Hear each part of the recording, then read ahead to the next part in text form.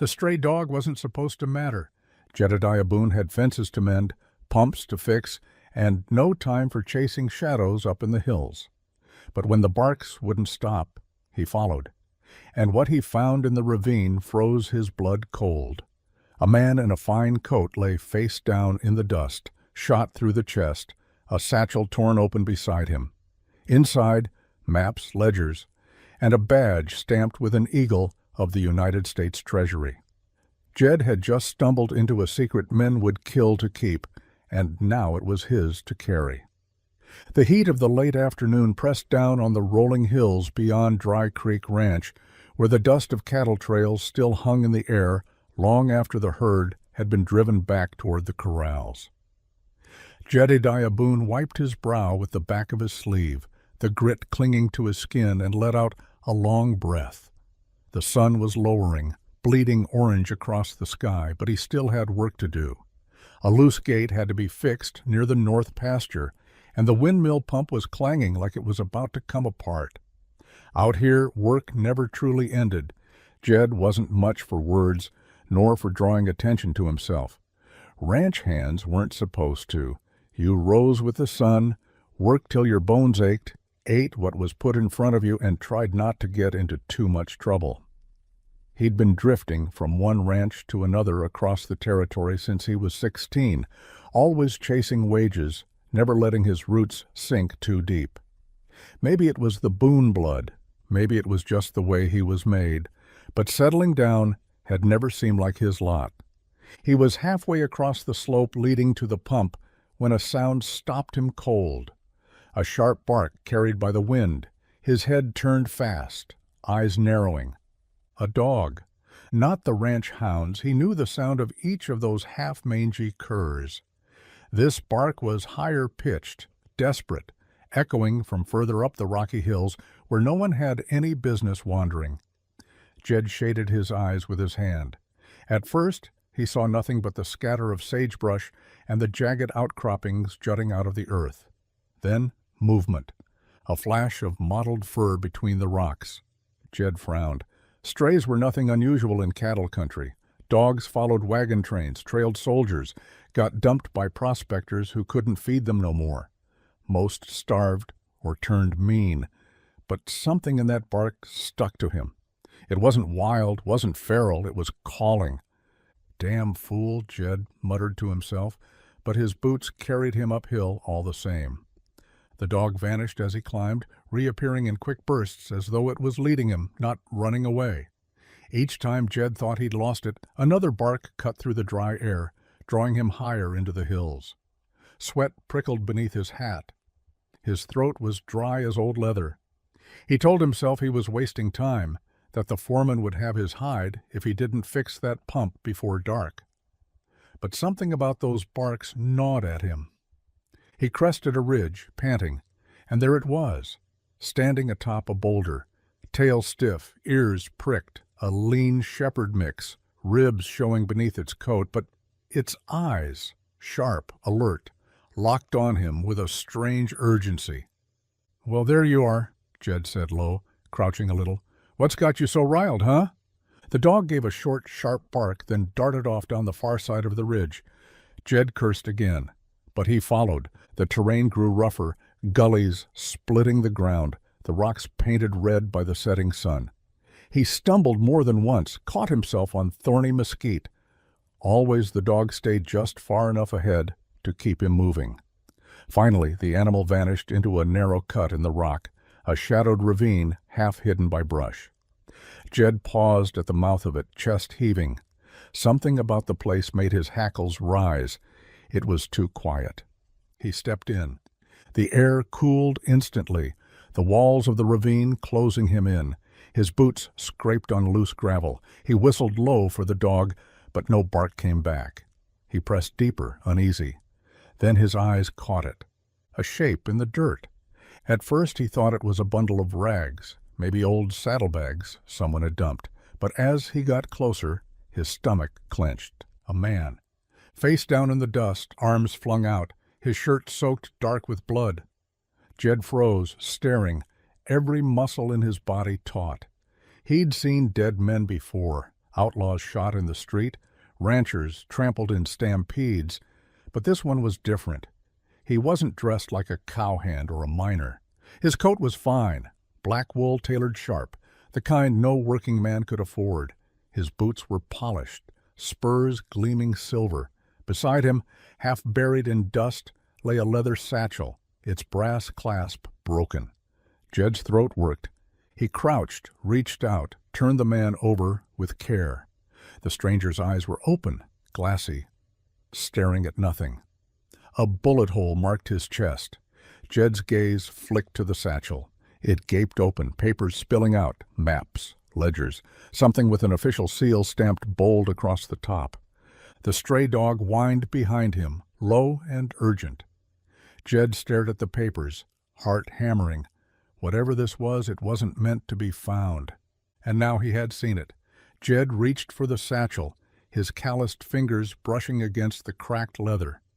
The brass clasp dangled loose, as though it had been pried open in a hurry. He hesitated, scanning the ravine walls, half expecting someone's shadow to break across the stone. But the only sounds were the faint whistle of wind funneling through the rocks and the steady pant of the dog behind him. He pulled the satchel closer, lifting it into his lap. The papers inside were heavy with importance, the kind of weight that didn't belong out here in the dirt. Maps with boundary lines drawn in neat ink, ledgers filled with names and numbers, some crossed out, some circled bold. At the bottom, beneath the spill of parchment, lay a metal case. Jed flipped it open. Inside gleamed a badge.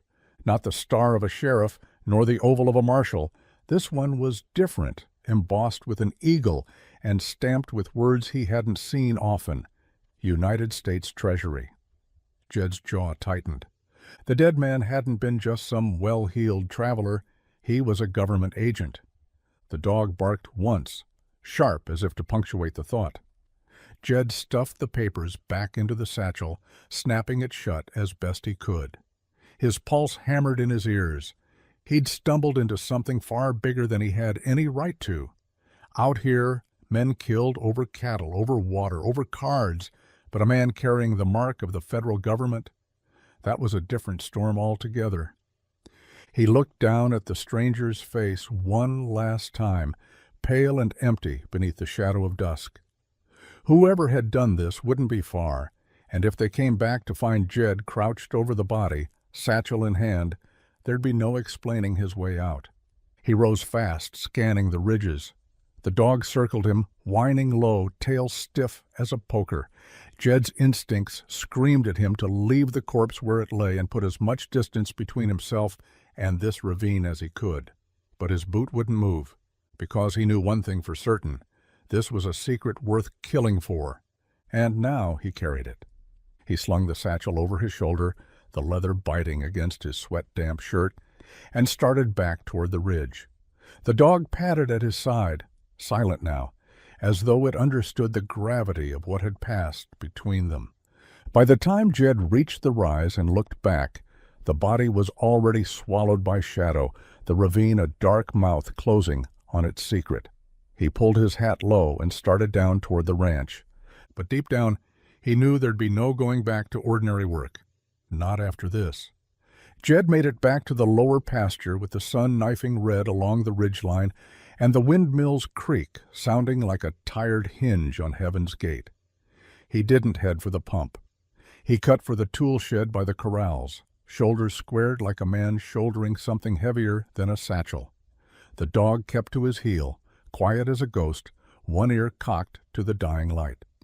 Inside the shed, it smelled of oil, rope, and damp boards. Jed set the satchel on the workbench and stood very still, listening for voices, foreman's curses, a hand's laughter, the clink of tin plates from the cookhouse, only the wind and a faint rattle of traced chains. He lifted the lid on a wooden crate of spare pump parts and slid the satchel under a coil of rawhide straps, masking it with a film of dust swept from the bench. He pressed the lid down gentle, like tucking a child into bed. "You keep quiet," he told the dog, which seemed foolish, but the animal's eyes said it understood things most men didn't. I'll fetch a shovel for that poor bastard come night." The dog's tail thumped once against the doorframe. He stepped out, rolled his shoulders back into a ranch hand's day, and walked toward the windmill like he'd meant to all along. He could feel the satchel's weight even when it wasn't on him. He could feel the dead man's eyes still fixed on the open sky. He could feel a storm in the bones of the earth. The foreman, Tate Mallory, met him halfway with a hat brim low and a jaw that could split kindling. "Windmill whining again?" "Bearings dry," Jed said. "I'll oil it." "You'll do it now." Tate's gaze flicked over Jed's shoulder at the empty slope. "Boss don't pay for men to stand admiring the sunset." Jed climbed the rickety slats to the platform, every step steady. He worked the oil can, silenced the squeal, tightened the bolts, hands moving from habit, while his mind traced the ravine, the ledgers, the eagle on the badge. Below, the foreman watched him like a hawk watches a field mouse. When the windmill purred, Tate grunted. "Boss likes the noise gone." He took a chew of tobacco, spit into the dust. "You're late to supper." "Had a fence post to check." Tate's eyes narrowed. "On the north ridge?" His tone said he had a map of the ranch in his skull and knew which lies fit which gullies. Jed didn't blink. "On the north ridge." The foreman weighed him a second longer, then turned for the cookhouse. Jed climbed down, the dog close, and followed the smell of beans and sourdough. The bunkhouse was a timber box, full of snores and smoke by the time the stars punched through the dark. Jed waited until the last chuckle died, until boots thumped slow into sleep, until the lantern dimmed to a coal. Then he eased off his bunk, rolled his blanket, and ghosted outside with the dog at his heel. The hills at night were a different country. Sage stepped out of shadow like old women leaning over a wash, and the rocks glowed pale under the moon.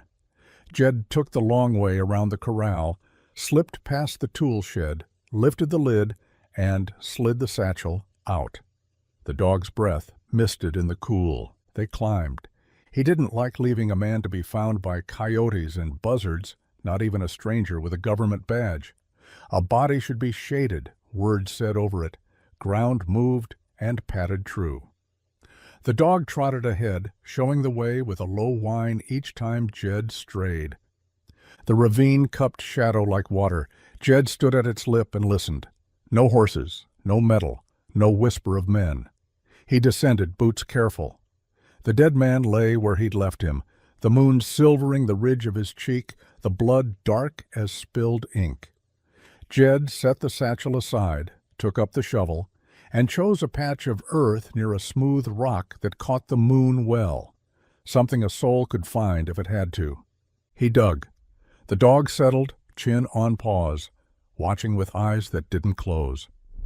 When the grave was deep enough to keep coyotes out, Jed lifted the stranger, grunting with the dead weight, and lowered him into the earth with the care you give a man whose name you don't know. He took off his hat. "I ain't a preacher," he said to the quiet, "and I ain't much for the government, but I reckon you were out here trying to keep some kind of ledger straight, and that counts." He groped for words he'd learned as a boy, none of which had stuck hard. "Rest," he paused. "That's the best I can do." He covered the man, smoothed the mound with his palm, set the flat rock atop. Then he knelt and, on a queer impulse, slid the stranger's badge from the satchel and set it in the dirt beneath the rock, metal to earth like a coin, to pay the ferryman. He kept the papers. They crinkled like dry leaves as he closed the satchel up again. The dog stood. Something twitched in its shoulders, the fur along its spine lifting. Jed went cold. He stepped quick to the shadow of the ravine wall and melted into it, fingers finding the grip of the Colt at his hip. He hadn't drawn it for days. The dog's growl came low, needle-thin. Voices drifted down the cut. Two men, steps loose with the confidence of men who think night belongs to them. "Told you he'd be here. Nobody leaves a thing like that lay. Or he's already hauled the papers off. Then we haul him off." Jed's mouth went dry. He had a half-second to choose. bolt up the far wall, likely be seen, or slide deeper into shadow and let two men walk past him to the grave he'd just made. He chose shadow. His heart didn't beat. The dog, God bless it, tucked behind his legs, silent as a breath. The men came into view, long coats, hats pulled low, the loose-hipped walk of men sure of guns. One swung a lantern that licked light along the ravine walls. The other carried a shovel. Their faces were the kind you see behind saloon smoke, cut with carelessness rather than meanness. But their eyes were wrong, hard, like stones no river had smoothed. They stopped at the grave. The lantern glow touched the flat rock, the newly turned earth. "Told you," the shovel man said. "He put him down proper. Means the bag ain't here." Maybe he tucked it for later.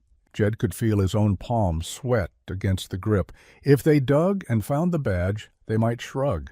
A man could keep a trinket for luck. If they dug and found nothing, they'd know someone had been here ahead of them and taken what they'd spilled blood for. Either way, they'd cast light over every inch of the ravine until it found him. The shovel bit into earth. Jed moved only his eyes.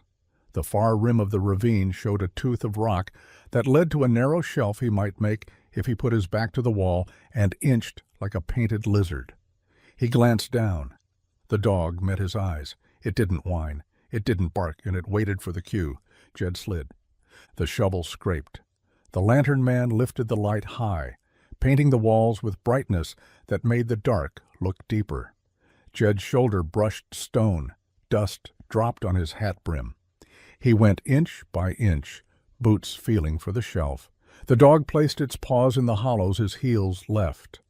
They made a strange pair, moving like a stitched shadow along the ravine side while two men tore at a grave below. "Got something," the shovel man grunted. "What?"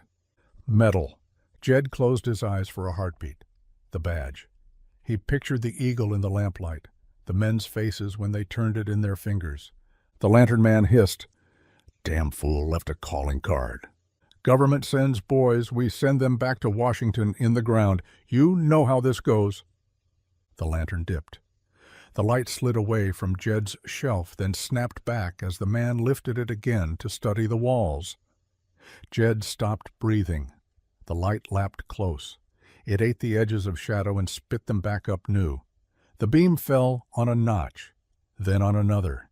It missed Jed by the width of a coin and kept going, crawling along the rock face like a slick snake. The dog didn't move. A clatter, a slip of soil, a curse below, saved them. The men turned their attention back to the grave. "Get the badge. We show it to Cutter. He'll decide the rest." Jed didn't know the name, but it felt like a stone in the gut. He moved again, quicker now, feeling the shelf narrow, then widen, then spill them out to a kink in the ravine where a dry wash cut up to the ridge. He didn't run. He walked like a dust devil that barely stirs the grass. At the rim he crouched, peered down. The lantern was a coin at the grave.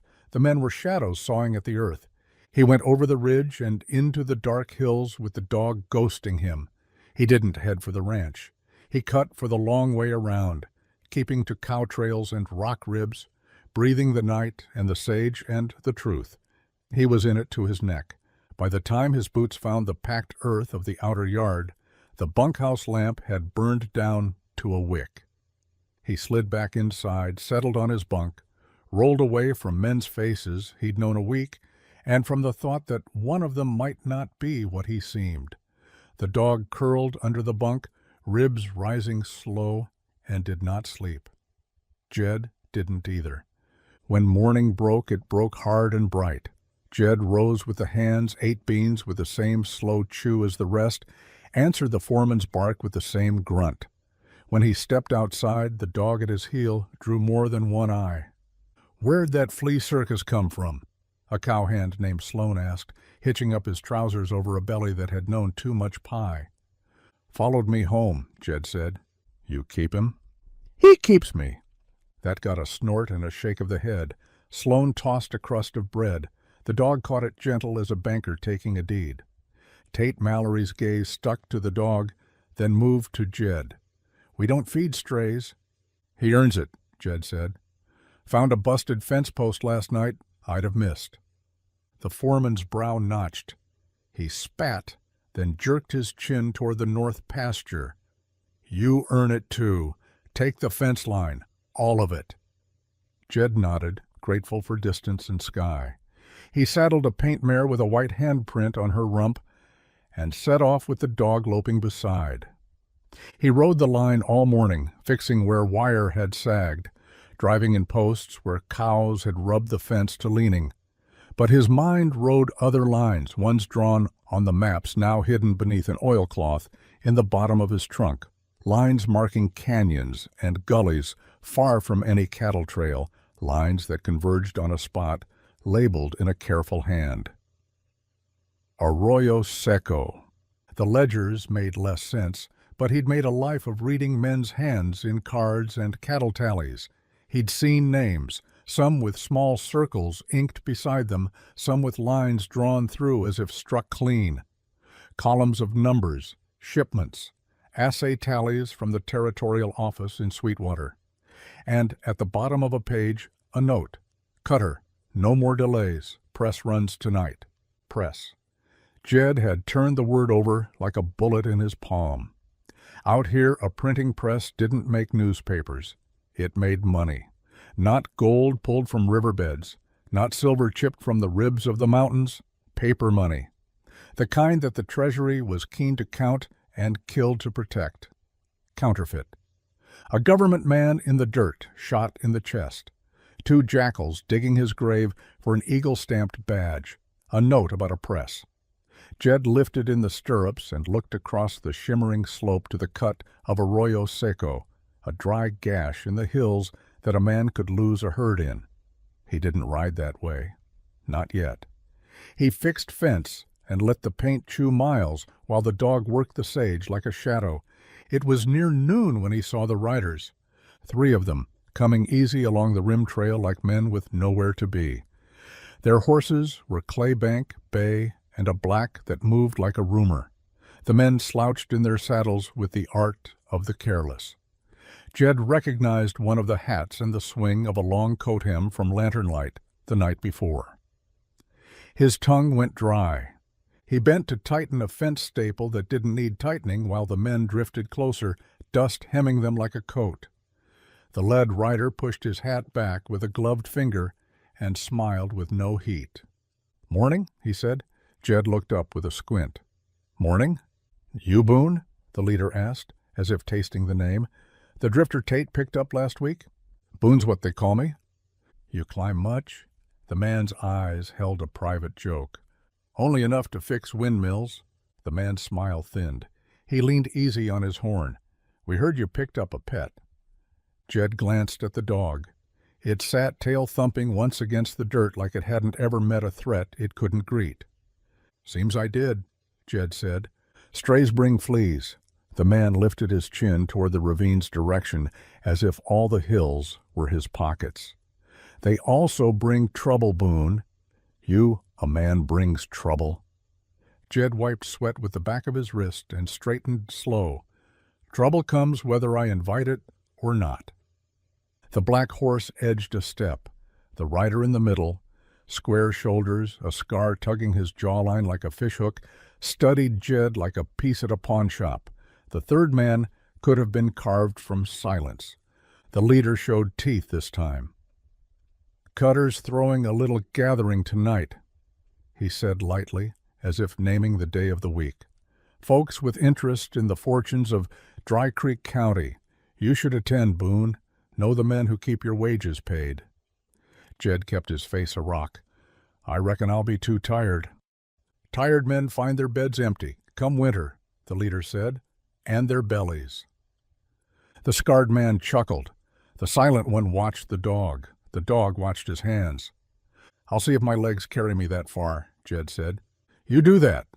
The leader tugged his reins. "Don't bring the mutt. Cutter don't like dogs."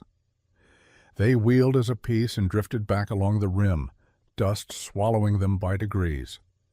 Jed let the breath out of his lungs in one steady push. He fixed the staple he'd already fixed, mounted, and rode steady for another 2 hours so the land would remember him as a man who worked and not as a man who listened. The dog loped, tongue out, keeping one ear for riders behind. He didn't ask questions over supper because questions make men notice. He didn't drink a second cup of coffee because nerves drown easy in the third. He watched the foreman watch him. He watched Sloan scoop the last biscuit with a greedy sigh. He watched 3 hands slip out after dusk, boots silent, as if the night had sent for them by name. When darkness turned the yard to ink, Jed went to the tool shed again, lifted the oilcloth in his trunk, and slid the papers out. He laid the map under his bunk lantern with the wick low, a cone of honey light that didn't reach the window. The note about the press had a time scratched beside it, tonight, and a place, Arroyo Seco. At the bottom, a hand different than the tidy ledger script had scrawled a name like a knife cut. Cutter. Jed traced the arroyo with a finger, finding the pinch where 2 gullies braided to one throat. If a man wanted to hide a sound like metal biting paper and a clatter like teeth in a jaw, he'd put it where the wind turned things sideways. The dog lay on its belly with its paws crossed, eyes on the door. Jed folded the papers, slid them into the inner pocket of his vest, snuffed the lantern, and went into the kind of night a man either walks quiet through or not at all. He didn't take a horse. Horses talk to the ground. He took the dog and the lower trail that cut behind the stock pond, across a limestone shelf and into the guts of the hills. The stars were bright enough to read a Bible by. The moon had gone skinny. He reached the arroyo's lip near midnight. Sound travels curious at that hour. It carries true, then tumbles, then falls flat, like it tripped on its own feet. At first Jed heard only the dry rasp of wind working a stand of salt cedar. Then something low, regular. Thrum, pause, thrum, like a heartbeat under a blanket. A machine. Press, his mind said. And beneath it, voices distant, marked by the clank of metal set down on stone. Jed let himself sink to his stomach, belly to gritty rock, and crawled to where the arroyo narrowed to a throat with teeth. Below, in the cut, a lantern glow washed over canvas-walled tents, half buried by brush in one long shape with a dark mouth at its end. An abandoned culvert pipe from the old railroad grade, repurposed as a tunnel into the arroyo wall. Men moved in and out of that mouth with purpose. One stoked a coal fire beneath a black kettle, another worked a hand-cranked device that made the low thrum. The air smelled of ink and acid and the iron tang of fresh-cut bills. He counted 6 men in the open, 3 more shapes moving near the tunnel mouth. On the far side, a figure stood alone, hands behind his back, head tilted in the posture of a man who owns all the air he breathes. Even at that distance, Jed recognized the silhouette, the easy slouch of a leader so sure of his hold on men he didn't need to stand stiff. Cutter, he thought, the name as bitter as a copper penny on the tongue. Jed's gaze slid to the table near the fire. Sheets lay there, glimmering like fish scales in the lamplight, stacks of them printed and drying, the faces on them wrong only if you knew the right face like a brother. They'd pass in a sleepy town. They'd pass in a bank at noon with a line to the door. The Treasury man had come to cut this thing out at the root. He'd bled into the dust for it. Jed's fingers clenched at the thought of those 2 coyotes lifting the badge and laughing about Washington. Easy, he breathed. Not to the dog, but to himself. He couldn't do this alone, not honest, not without dying useless. A man with sense would pull back now, ride for Sweetwater and the Telegraph.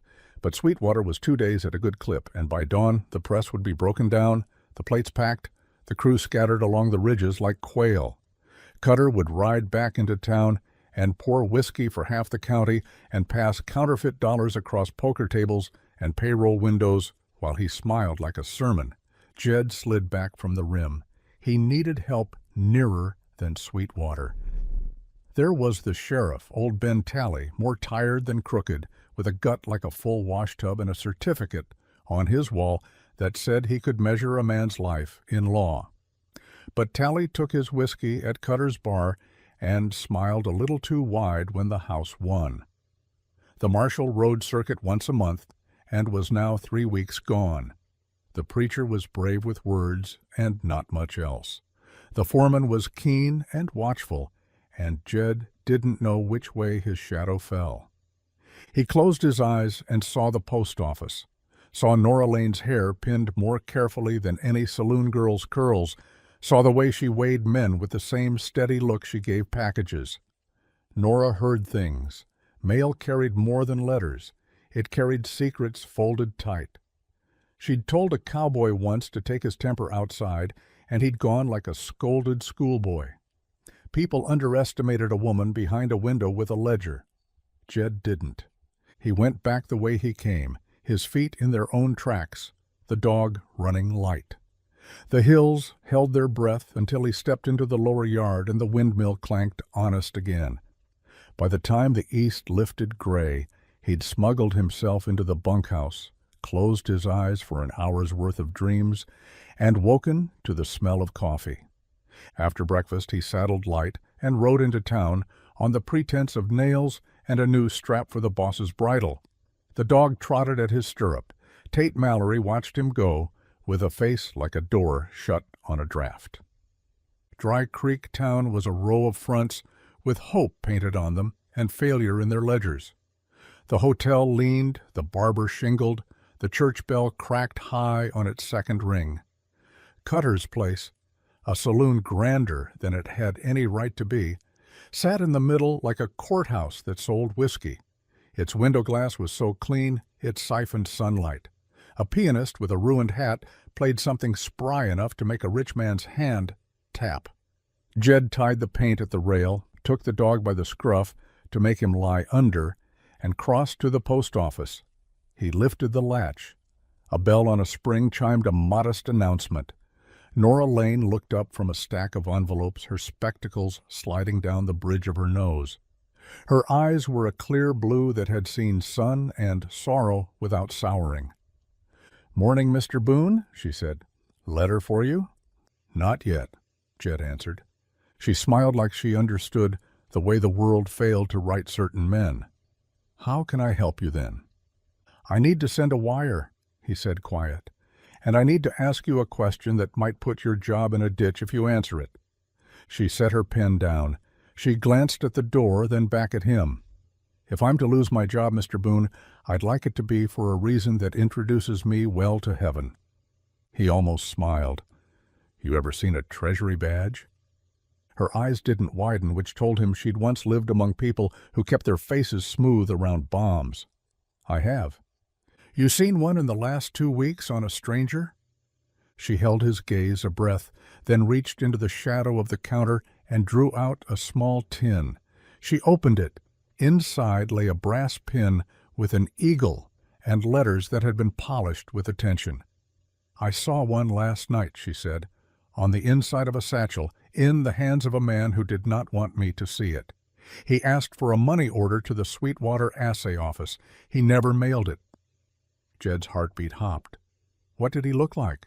He didn't look like anyone. That's how you knew he was someone. Clean boots. A coat with too many pockets. Eyes that kept looking backward. She tapped the tin. "But this one, this belonged to another man. I found it in my drop box 3 days ago with no note. Like someone always said, you will need this truth later. I kept it while I decided whether to bring it to Sheriff Tally or to someone else." Who's someone else? Whichever man came in asking for a wire and looking like he'd slept behind his own eyes for a night. He let a breath out. "That how I look?" "Yes," she said simply. "Where is he?" "Dead," Jed said, and her mouth rounded before she closed it with a pinched breath. "I put him in the ground proper. 2 men dug him up to steal this eagle and take it to Cutter like a wolf bringing its master a bone." She didn't flinch at Cutter's name, which told Jed even more. "You were planning to wire Sweetwater." She made it sound like a statement that needed no answer. "Don't. The line's read in Cutter's back room. Not often, but when he's uneasy." "Then who?" Nora slid a blank telegram toward him and handed him a pencil. "The Treasury agent in Santa Fe who wrote me last spring asking if any big bills passed through Dry Creek Too Crisp. Address it to H.W. Kincaid, U.S. Treasury, Santa Fe. Put nothing too plain. Imagine your mother would read it again to a stranger." Jed wrote slow, making each letter look like a man who'd learned with a shovel full of rocks in his palm. "From J. Boone, Dry Creek. Need assist regarding shipment press. Sighted night work at Arroyo. Seco. Urgent. Send Marshall or T-Man. Will watch." He paused, then added, "Town hands compromised. Cutter." Nora read it, one hand under her chin. "You're fond of understatement. I'm fond of breathing." She folded the paper. "I'll send this on the noon run to Larkspur. It'll ride that wire clean." "How much?" $2, she said, then shook her head when he reached into his pocket. "Pay me after someone in a proper coat says, 'Thank you for saving the Treasury some trouble.'" She slid the tin with the badge across the counter. "You hold on to it. You may need the courage it pretends to be." He palmed the badge without looking at it. He didn't put it on. He slid it into his vest pocket so the eagle sat over his ribs. "Miss Lane," he said, "if anyone comes asking if a man sent a wire—" "I will say the line's been down 2 days," she said, and smiled again, this time with sharpness. "Which it will be after I take a wrench to the back of Cutter's switch." He took off his hat. Men don't often take off their hats to clerks. "I'll owe you." "You'll owe me a story when this is done," she said, "one that ends with men in irons." The dog rapped its tail against the threshold. Jed turned for the door. He didn't make it 3 steps into the street before a voice like sugar poured over grit slid in from his left. "Mr. Boone," Cutter said from the saloon doorway, one hand resting light on the jamb, "you don't drink much for a man who comes to town." Jed faced him. He had the face of a poet and the eyes of a butcher. His suit fit like it had been cut by a man in a city far from dust. A silver ring winked on his right little finger. Men around him laughed as if he told jokes even when he didn't speak. "Coffee's cheaper," Jed said. "Whiskey buys more friends." Cutter stepped down, boots polished to a sin. Up close, his cologne smelled like a flower that eats flies. "I told my boys to invite you to my gathering tonight. They extended your kindness. You coming?" "I'm tired." Cutter's smile widened like a door opening onto a room where candles are already lit. "People who don't come to my gatherings often wish they had." "You asking or telling?" "I'm inviting." Cutter's voice stayed pleasant. "This county runs on favors. I keep track of who extends them and who refuses. I am, if nothing else, a bookkeeper." "I ain't much with numbers," Jed said, and tipped his hat. "But I know a ledger that prints its own pages." Cutter's eyes flashed like steel under sun and then smoothed. His fingers tapped his ring once. "Bring the dog," he said lightly. "We'll see if he knows which hand feeds him." Jed moved on. The dog walked at a heel. He felt Cutter's gaze on his back like a tack in a boot. He bought the bridle strap and nails to keep the pretense true, then rode out of town with the dog's tongue lolling and the sun making the road shine like a snake. When the town faded into the shimmer, he swerved off the road and cut a straight line for the ranch's north fence, where a mesquite set its roots deep into a rocky corner that a man could hide a saddle under. He lowered himself there and thought. He needed eyes in the arroyo again tonight, but not just his. He needed men with guns and will. The hands were a mixed lot, some loyal to beef, some loyal to beer. Sloan was lazy but not wicked. Others swung either way. Tate Mallory was a riddle. The sheriff was whiskey loose. The preacher was too fond of his own voice. Nora would do her part. The rest was down to Jed and a piece of luck that looked, in daylight, like a stray dog with road dust in its fur. The dog shifted, pressing its head into his thigh. He scratched between its ears. "I ought to give you a name," he said. "I can't keep calling you Dog if you're the smartest trail partner I've had." The dog blinked, amused. "Scout, then," he decided, "on account of you finding what I didn't know I was looking for." The tail thumped the dirt. "Scout it is." They rode back slow. Jed fixed 2 more sags and pretended to puzzle over a gatepost while his mind laid out the night like a table. Come dark, he'd circle the long way to the arroyo, set himself on the rim above that tunnel, and watch for whatever gathering Cutter had planned. With luck, the wire would already be spitting toward Santa Fe. With more luck, a man with a clean beard and a cleaner gun would be on a night horse by dawn. With bad luck, he didn't finish that sentence. At dusk, the ranch loosened into cards and lies. Jed kept to the edge, folding shadows around himself like a second shirt. When the foreman stepped out to take a piss against the wagon wheel, Jed slid round the bunkhouse corner and into the dark. The hills breathed deep. He and Scout moved without chatter. Somewhere, a nighthawk stitched the sky back together. Jed found the limestone shelf by feel, then the arroyo's lip, then the notch that had held him the night before. The sound came first, like before, thrum, pause, the thrum, then voices stacked in low piles. The lanterns looked like a line of foxfires. The press's rhythm had quickened, which told him the men working it had found their pace and their fear had dulled. He lay to his belly and peered over. There were more men tonight. A dozen in the open, 3 on the ridge as pickets, and in the middle, Cutter himself with a glass in his hand as if he were christening a ship. He spoke, and men laughed too loud. The press thumped. Sheets lay out to dry in looping skeins. At the tunnel mouth, a man worked a roller over a plate with the focus of a monk. A weighty box sat at Cutter's boots. Metal corners, stout hinges, money plate case, Jed guessed, heavy enough that 2 men would carry it when the time came to break the camp. Jed's eyes darted to the ridge sentries. One sat with his rifle across his knees, silhouette cut clean against the sky. Another stood with his back to the world, a fool waiting to die. The third paced, counted, paced.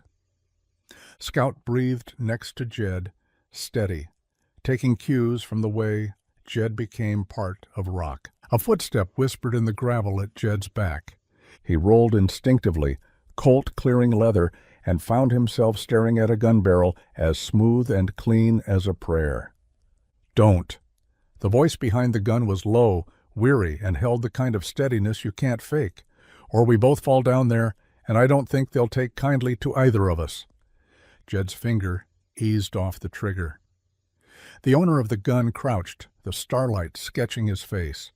A man in a dark coat, hat tugged low, beard trimmed to a neat shadow. His eyes, hard, calculating, flicked to the dog, then to the arroyo. "Boone," he said, as if confirming a rumor, "and Scout." His mouth twitched. "Miss Lane wires fast." "Kincaid?" Jed breathed.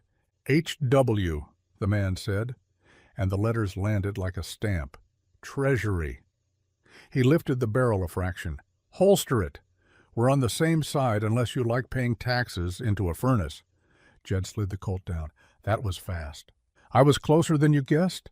A man in my suit doesn't say exactly where he sleeps." Kincaid looked over the rim. "God above. That's not a little operation." "No," Jed said softly. "That's a printing house under a sky." Kincaid's jaw set. "We'll need a badge worth wearing and a rope worth tying, and men who can shoot straight without asking who they're shooting at. You bring any?" "2," Kincaid said. "One's laying in brush East Ridge. The other's making friends with your sheriff to keep him home. More are riding, but more ain't here." "Then this is a counting problem," Jed said. Kincaid's eyes cut to him. "You good at counts?" "I know the difference between enough and not." Kincaid considered. "We don't rush. Not tonight. We let them print. We let them stack. We let them get proud. Then we cut off exits, and we take their pride from them one shot at a time." "They got 3 pickets," Jed said, and named their positions. "The one to the west is lazy. He'll die quick. The one north counts clouds. He'll run. East Ridge is awake." Awake men die just like drowsy ones, Kincaid said. They just know they're dying. He squinted. Who's the peacock at the middle? Cutter. Kincaid's mouth thinned. I've read his name on paper that wasn't his. I'll enjoy seeing him write it on a confession. You don't know this county, Jed said quiet. He'll talk his way out, unless the talking is done with a jury and a judge from 3 towns over. Kincaid's gaze slid to Jed. You've thought this further than most. Man does his thinking in places where speaking ain't smart. Kincaid chewed that, then gestured with his chin. You, me, and 1 man is 3. They're 15. We can tally dead before the hills echo the first shot. Then we wait. Tonight, Kincaid agreed. We watch. We draw maps in our heads. At dawn I send my man to choke the road into town, and my other to cut the rail spur. You fetch men you trust. Jed's mind ran its list and found it short. There's a foreman who can shoot, and some hands who can't. There's a preacher with a loud mouth and a sheriff with a shaky one. Miss Lane? She can cut wires you don't see. Good, Kincaid said. Then we do not let $1 of this paper breathe Sweetwater air. Down below, Cutter raised his glass. To the prosperity of Dry Creek, he called, and the men cheered like they were all set to buy their mothers a piano. Kincaid's lip curled. To the prosperity of a rope, he whispered. They lay there until the press slowed, until men yawned and stretched their backs, until the kettle was kicked to ash and the plates were swaddled in cloth and locked into the metal-cornered case. Jed counted watches changed and the patterns of footsteps at the tunnel mouth. He counted how many times Cutter checked the case lock and how his hand touched his little finger ring like a habit he couldn't break. He counted breaths between the East pickets pacing. He counted how many bills a man could stack in a night and how many souls it would cheat by noon. When the moon dipped and the eastern black pearled gray, Kincaid tapped Jed's sleeve. We pull, he said. We meet behind the post office at sunup. Jed nodded once. They slid back like old friends of the dark. Scout padded between them and did not bark. At the limestone shelf, Kincaid paused. Boone, he said, not looking at Jed, you saved me a day's worth of graves by finding that man. His voice, wrapped around something like thanks, nodded it. I will count that too. Jed didn't have a thing to say to that. He tipped his chin and watched Kincaid go the way men who've been chased by death learn to move, quiet, quick, listening with his bones. Jed slipped into the ranch yard as the first rooster bragged. He drank a cup of coffee like it was something holy, nodded at jokes he didn't hear, and saddled up as if he were going to mend the south fence that hadn't needed mending in a month. He rode to town with the sun, a coin rising out of the rim of the earth. Behind the post office, the alley smelled of yeast and ink and cats that had made their own laws. Kincaid was already there, hat brim low, coat cuffs plain.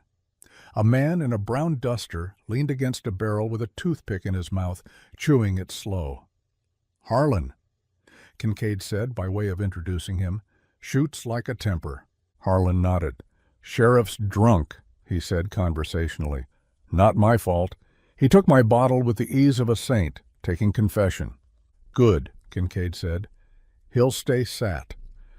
Nora stepped out with a basket that clinked like glass. Gentlemen, she said, if you plan to do something illegal in pursuit of a thing fully legal, you'll need these. She lifted a jar. Turpentine, greed burns, but this helps. Kincaid's eyebrow crooked. You sure you were meant to sit behind a postage scale, Miss Lane? My father taught me to keep a home through the cholera, she said. This is the same thing with men instead of germs. Jed felt a thread of laughter pull at something that had been knotted too long. We take the East Ridge picket first, he said to Kincaid, all business again. He sees too much. Harlan, you like that shot? Harlan slid the toothpick to the other side of his mouth. If you point me at it. Kincaid, your other man? West Ridge. He'll cut him before the man knows what shadow takes him. Kincaid's eyes went cold. We keep 3 men at the mouth of the tunnel and 2 on the ridge behind it. Cutter walks out last. He'll look back at his case. That's when I'll call him by name so he can turn his head and die with a look that makes the rope smoother. Alive is better, Nora said, for paper's sake. Kincaid acknowledged that with a tilt of his chin. Alive then, if he gives me his hands clean. Jed's gaze drifted to the saloon across the street where the piano had not yet found its first note. Cutter had a way of making men forget their names. He'd lean on that today. Jed's jaw set. We ought to plant a truth in his bar, he said, something that makes him think the press safe and the town blind. He brings fewer guns to an operation he thinks invisible. Nora smiled a thin smile. I can arrange gossip that says Sheriff Talley saw the marshal riding north. I can arrange gossip that says a gambler lost $50 on a 2-crisp bill and got laughed out of the bank. Cutter will hear what I say because I will let Mrs. Peters hear it first, and she cannot keep water in a cupped hand. Kincaid nodded. Do it. And Boone, Nora added, don't get shot. It would look poorly on my morning ledger. He tipped his hat. Yes, ma'am.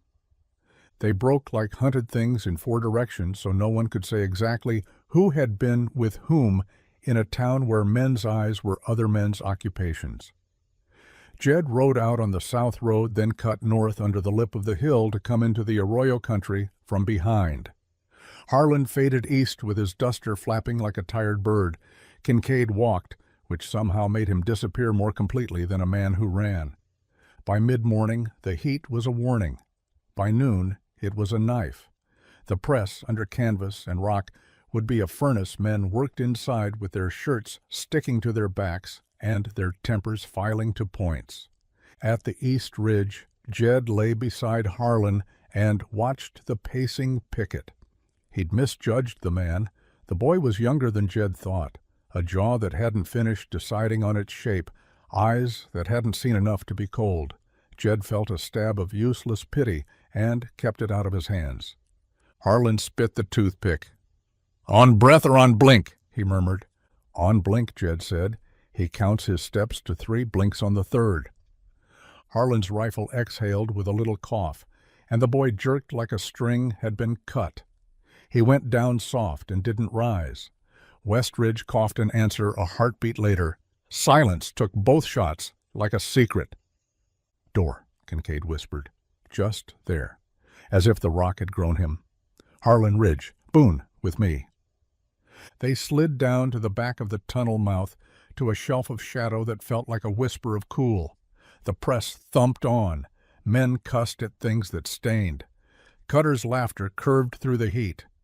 Kincaid touched Jed's sleeve. On my voice, he breathed. Cutter stepped out of the tunnel, flanked by 2 men with the case. He tipped his head to check the lock and touched his little finger ring without thinking.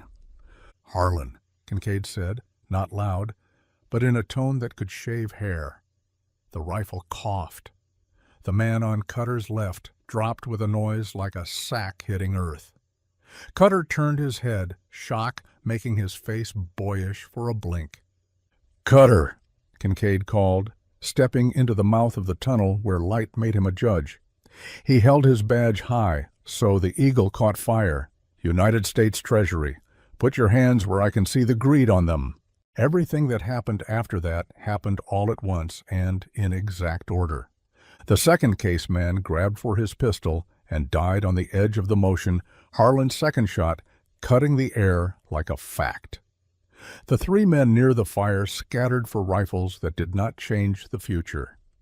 Jed fired once into the dirt between them to make them choose life. A man at the roller lunged for the plate and took a bullet in his shoulder that convinced him printing could wait. Cutter didn't go for his gun. He smiled, the way a snake smiles when it knows you haven't seen the second one. He lifted his hands slow and wide, the ring winking. Gentlemen, he said softly as if opening a meeting, I've been expecting you. Face down, Kincaid said, calm as Sunday. Cutter's eyes slid to Jed, weighed him like a coin you bite. Boone, he said, as if they shared a woman's name. You should have come to my gathering. I did, Jed said. You just didn't see me on the guest list. Cutter's smile held. "You brought friends. Enough?" "And the sheriff?" Cutter's eyes held amusement.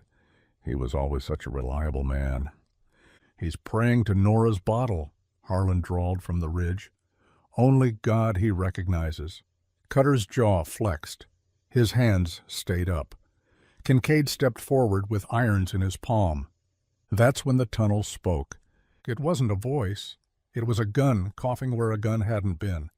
A figure stepped out from shadow in a coat that might have been black or might have been any color that hates the sun. The muzzle flash burned a hole in the air where Kincaid's heart had been.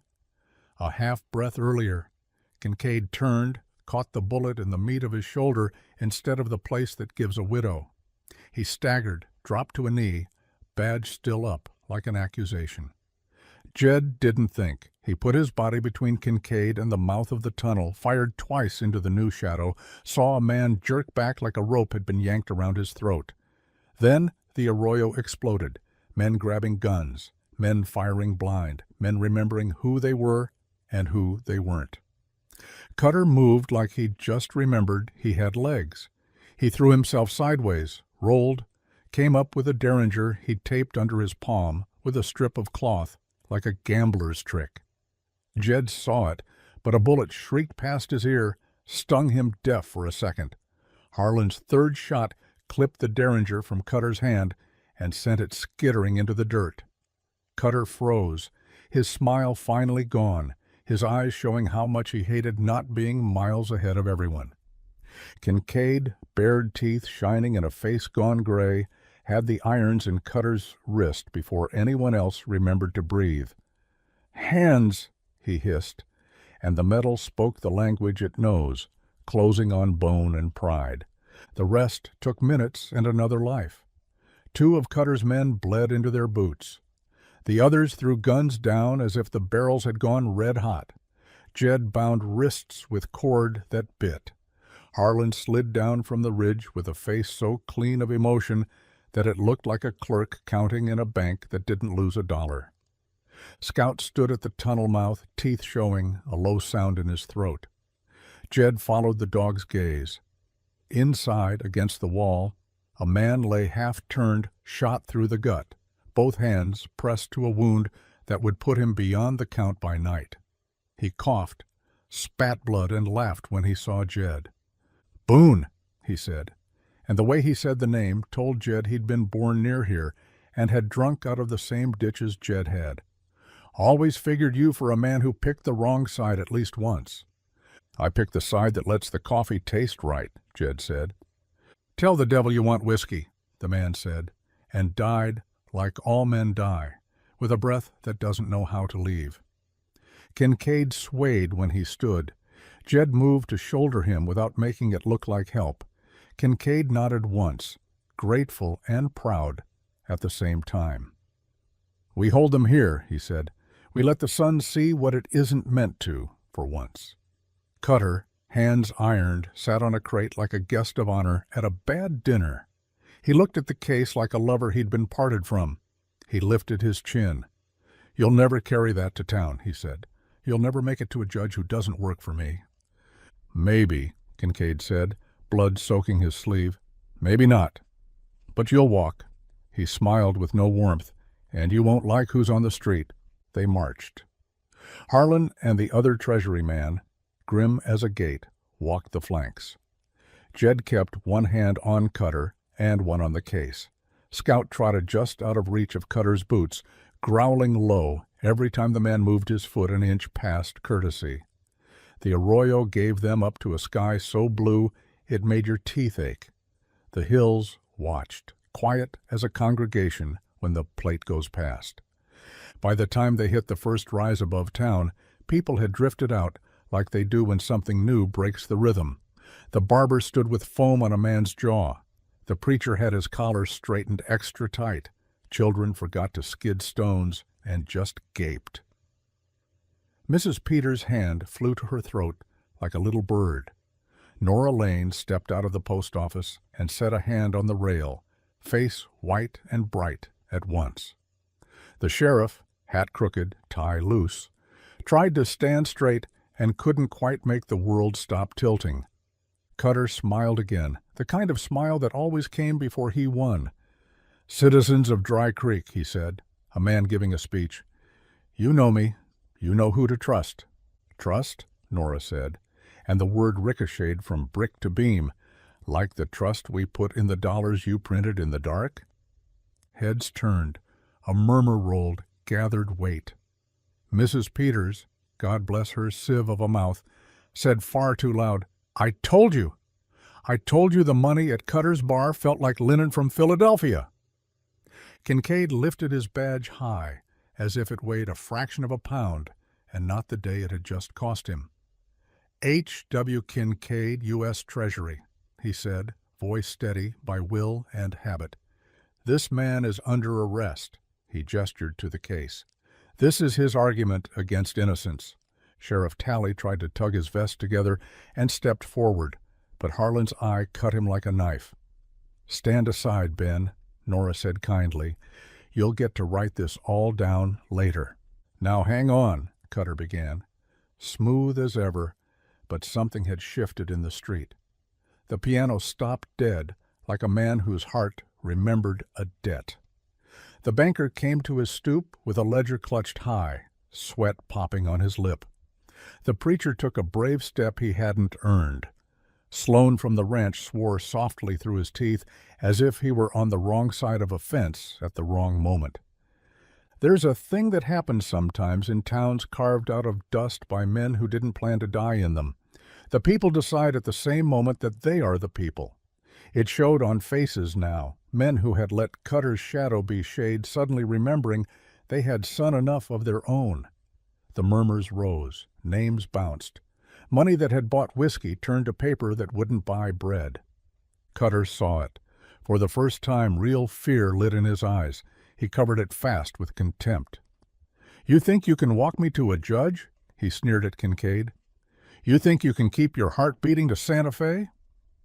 "We're not walking to Santa Fe," Kincaid said, and his voice smiled. "We're walking to your saloon." A bark of laughter broke from Cutter despite himself, then died when he read the rest in Kincaid's gaze. "We'll lock your case in your safe," Kincaid went on.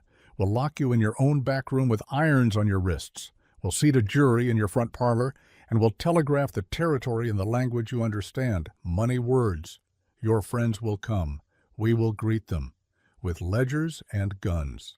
Jed watched the town lean in as if it were a man on a chair at a story.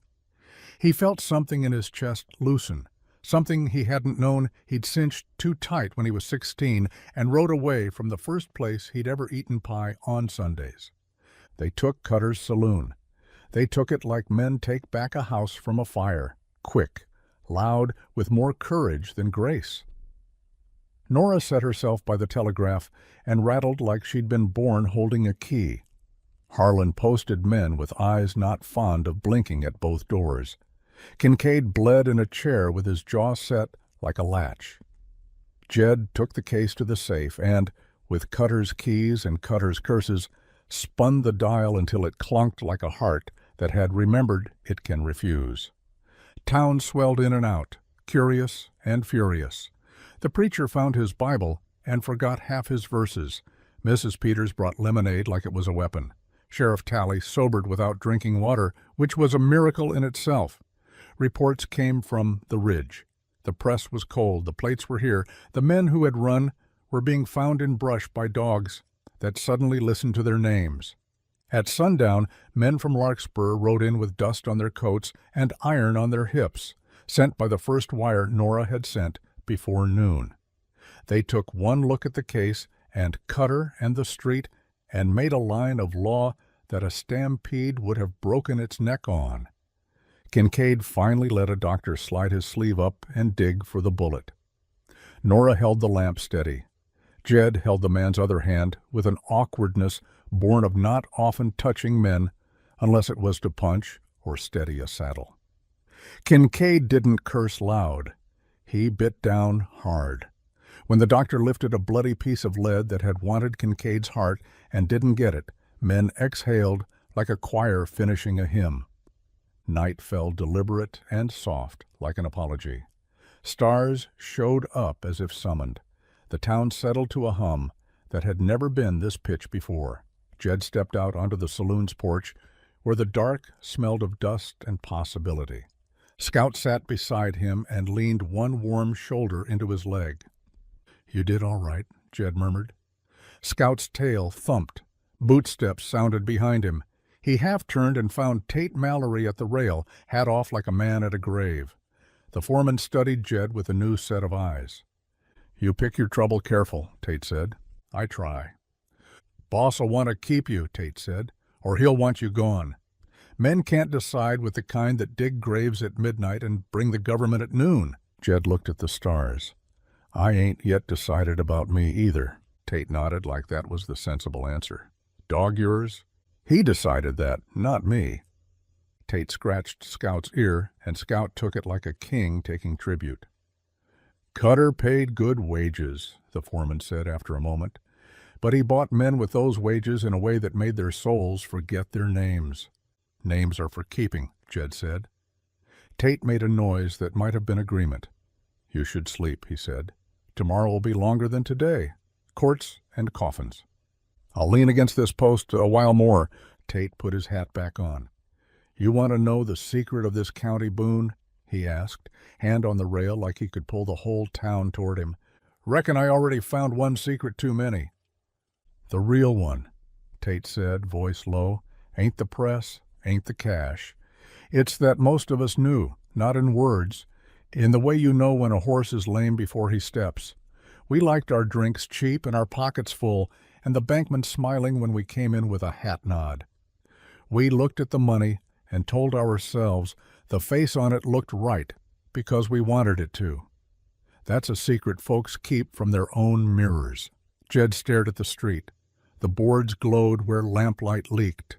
The piano was silent as a held breath. "That's a hard secret," he said. Tate clapped once, soft. "Hard secrets make men." He moved away. "Get some sleep, Boone." Jed stood until the night cooled the sweat under his shirt and the sounds inside the saloon turned into the low murmur of men tallying a town back into itself. He went in. Kincaid slept sitting up like a man who doesn't trust beds. Nora had her head on her folded arms beside the telegraph, like a girl at a school desk who finally worked the last sum. Harlan cleaned his rifle with the air of a man who will always be cleaning a rifle somewhere. Jed found a spot on the floorboards against a back wall where he could see both doors if he wanted and chose not to. Scout curled at his hip with a sigh that sounded like the kind you don't make unless a thing is over. It wasn't over. There would be trials and friends who weren't, and wires saying the wrong thing, and the right men missing at the right times. Cutter would hire the best tongue money could buy and stare at jurymen like a man buying cattle.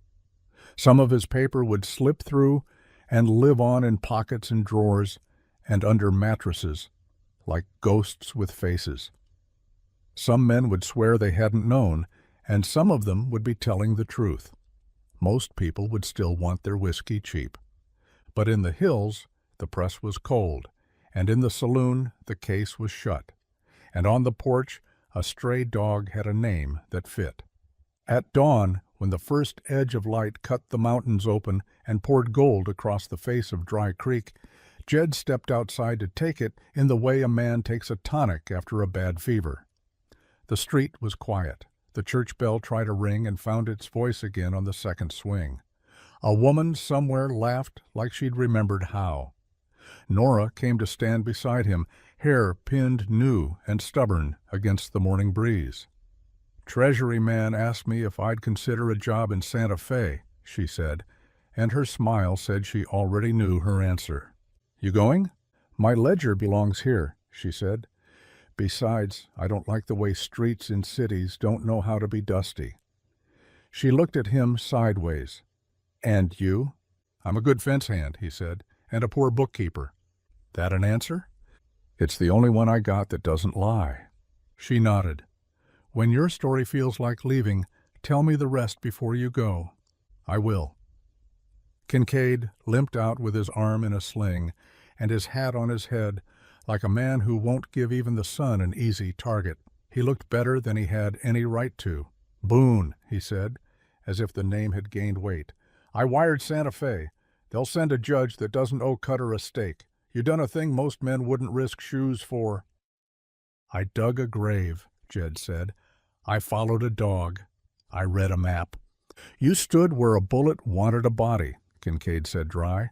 "I'll file that under above and beyond." He reached into his coat with his good hand and pulled out a small wrapped parcel. "Agent's papers," he said.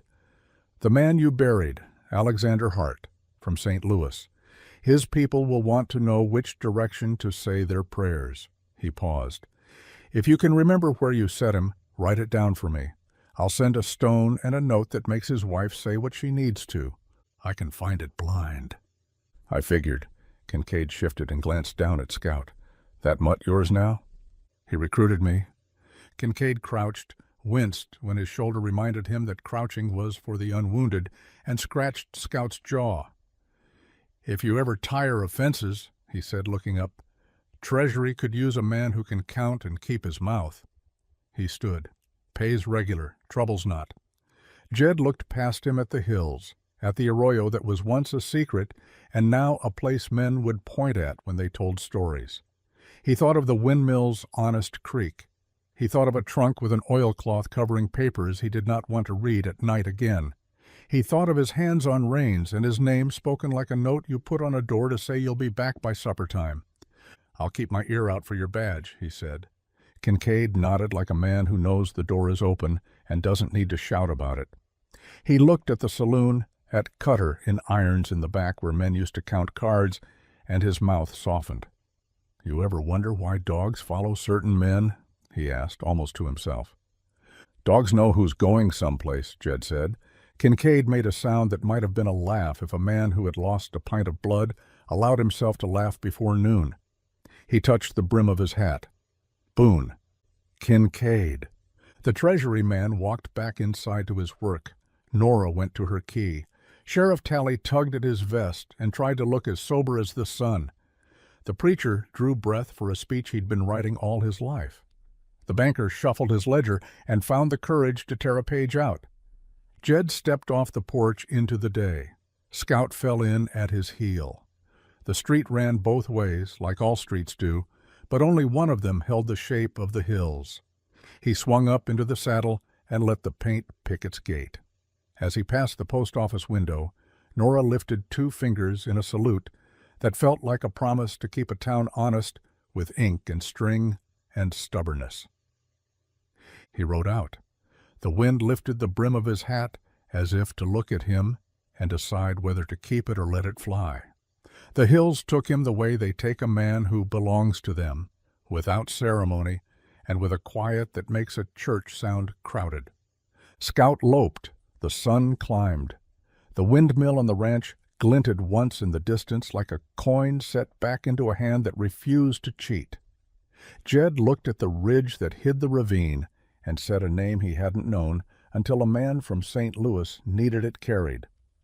"Alexander Hart," he said, and the name rode out into the sage and stuck there, where names sometimes live longer than stone. He didn't know if he was staying. He didn't know if the foreman would put a hand on his shoulder or on his back. He didn't know if Kincaid would wire in a month or a year or never. He knew only that he'd followed a stray dog into the hills and found a secret no one was meant to see, and that when a man has carried a thing like that down out of rock, he is not the same man who went up. The paint flicked an ear back to listen. Scout cut left to flush a jackrabbit and then thought better of it, returning with the pride of discipline. Jed laughed once, short and startled, like a man finding a coin in the busted lining of his coat. The sound surprised him. It kept him company all the way to the fence line, where wire sings in the heat and posts stand like quiet men keeping watch. He dismounted, drew his pliers, and set to mending, because that is what a man does when the world has nearly burned. He mended what was in front of him, while behind him, in town, the law took shape again around a safe and a case and a man whose ring didn't shine the same in irons. Above, hawks wrote their loops in the blue as if signing a document that did not need witnesses. And in the shade of a mesquite at the corner of the fence, Scout lay down, head on paws, eyes on Jed, content like something that had finally found its work.